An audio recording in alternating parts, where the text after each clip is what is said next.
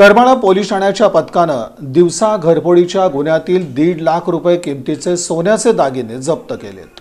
फिर्यादी अभिजित जीवन सरडे वय 27 राहणार कंदर तालुका करमाळा यांच्या फिर्यादीवरून कोणीतरी अज्ञात चोरट्यानं त्यांच्या राहत्या घराच्या दरवाजाची कडी उचकटून त्यांच्या घरातील सोन्याचे दागिने आणि रोख रक्कम घरफोडी करून चोरी केली म्हणून गुन्हा दाखल करण्यात आला होता।